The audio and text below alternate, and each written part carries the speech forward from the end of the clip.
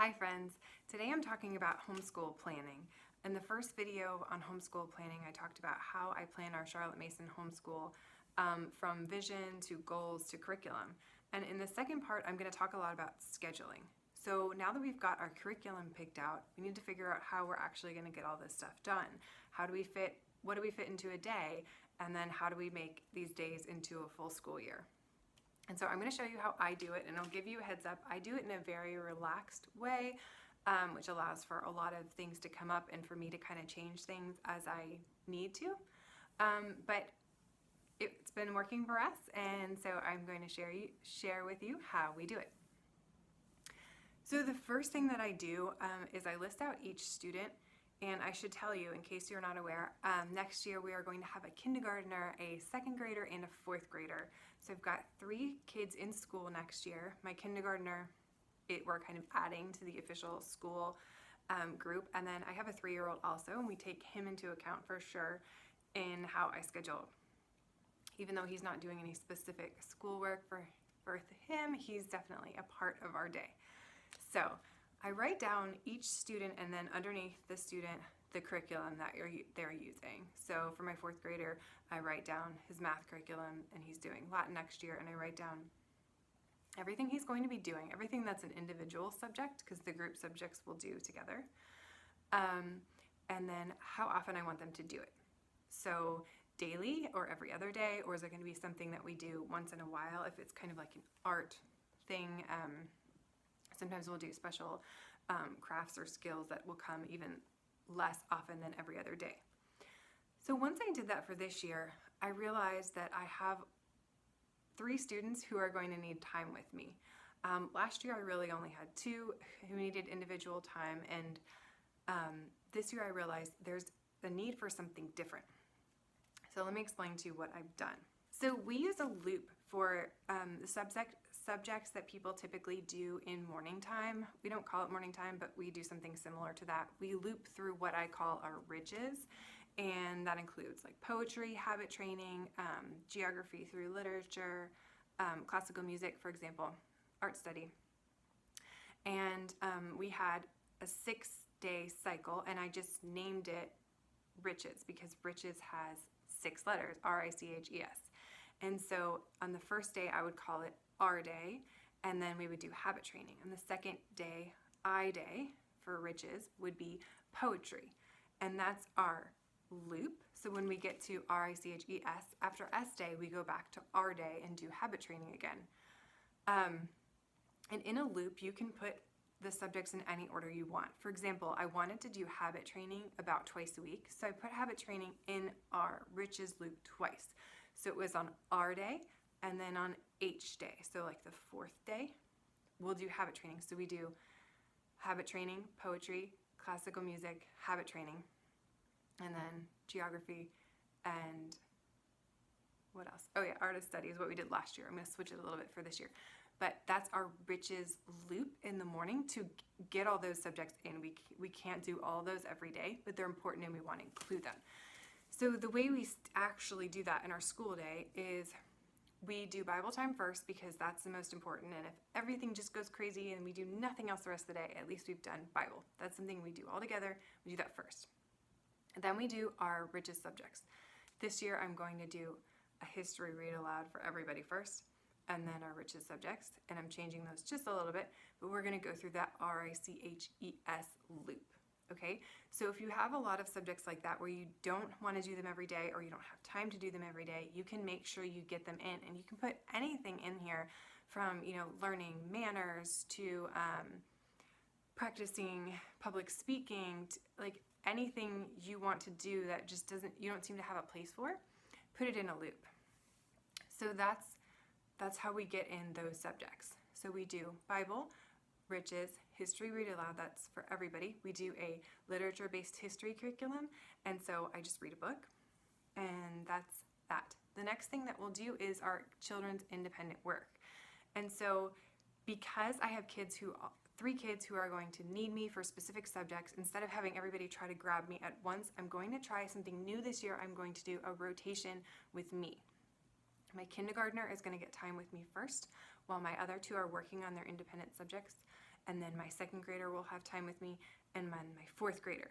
And the other two have work they can be doing, or they might be finished for my kindergartner, while I'm working with the other student. And I've never done it as organized as well as this. Usually with the two kids, they kind of hold me back and forth. But I think this is going to work well. I have specific subjects that I want to work on with each of them. And some of those we loop through.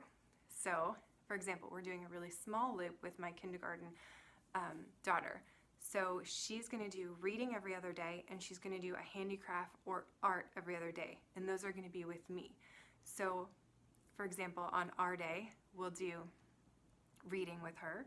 And then on I day, she'll do a handicraft. And on C day, it's back to reading. H day, a handicraft. Does that make sense? And I have all of this written down so that I don't have to remember it in my head, and I'll show you later. We have another small loop with my fourth grader for some things he and I are going to work on, for example. So this is a way to get a lot of things in without doing everything the same every single day. And I think it does keep it a little bit fresh. I mean, our school days still do look a lot alike. It's just we're switching through these subjects. We're doing these little loops. And so I call every day in our school, it's like a specific letter day from RICHES. And for example, if we skip a day, whether it's for a holiday or an unexpected like sickness or something, that's fine. If we were on C day last, we start on H day when we come back, however long that is, whether it's over Christmas break or, one day off. And so we always know where to start, and we don't have to figure out each subject. Well, did we do math yesterday, or is it your turn to do reading?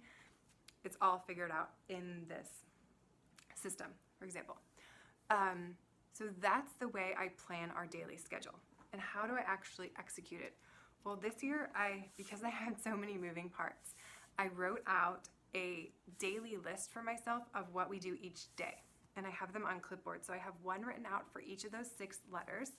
So this is R day, you can see the R, and then it tells me what I need to do. I put down the things that are going to be the same, like Bible time, I put everything down.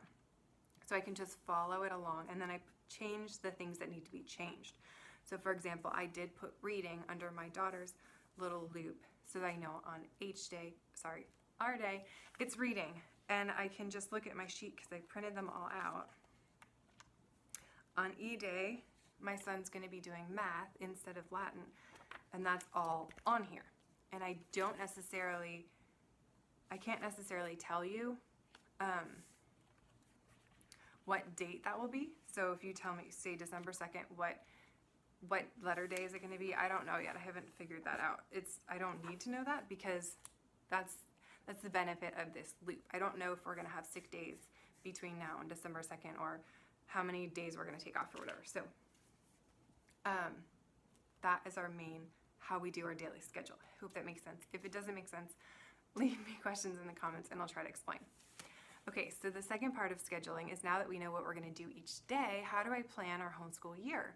And I told you I do it in a really relaxed way. And we have the benefit of doing that because I live in a state where we don't have to do any minimum number of hours or days, and we don't have to report anything.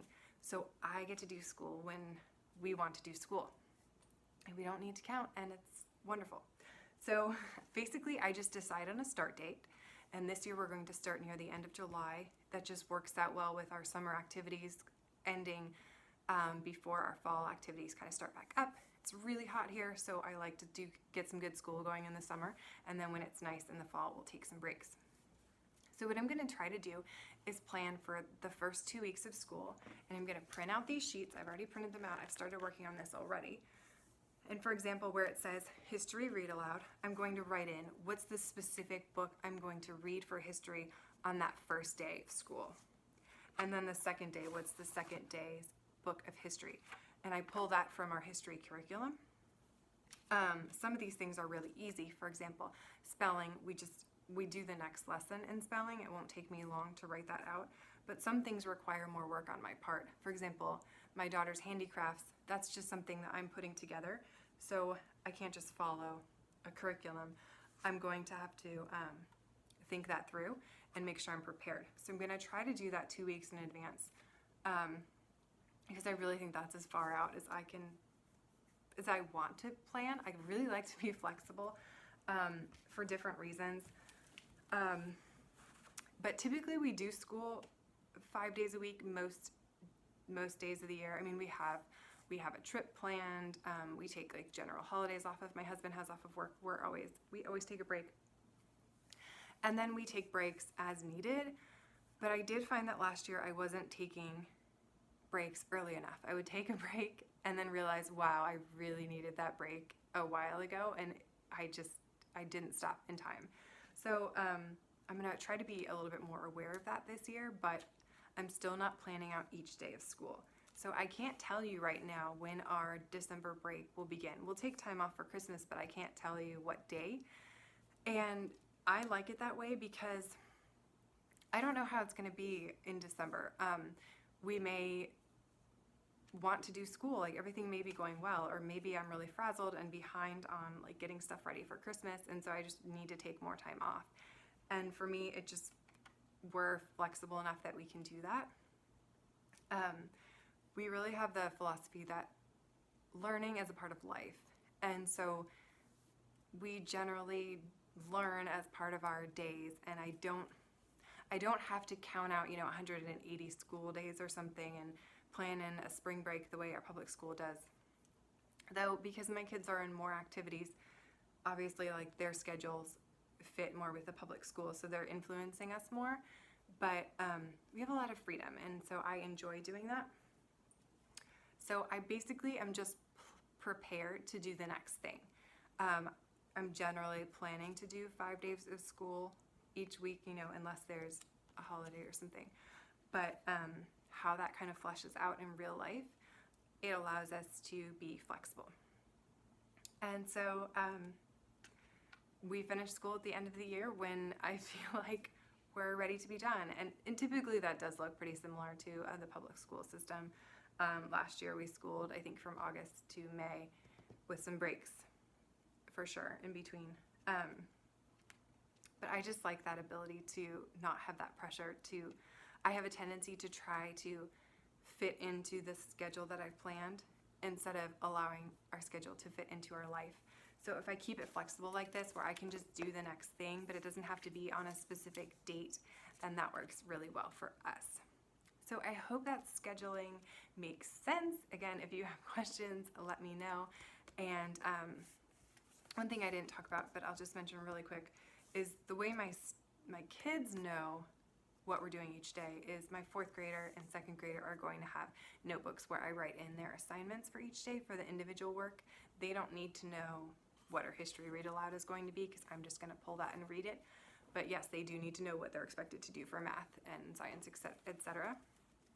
And then my daughter, who will be in kindergarten, I will just pull for her like the little math worksheet and handwriting sheet that she needs to do, and that will be the extent of the work she's going to do by herself.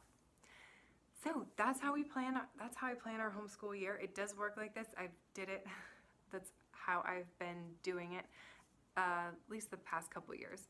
And so since we do have the freedom to do that, that's how it works for us. I would love to hear how you guys schedule your year, how your progress is going in your homeschool planning, and hopefully I'll be back soon with our curriculum video and let you know what we're going to use next year.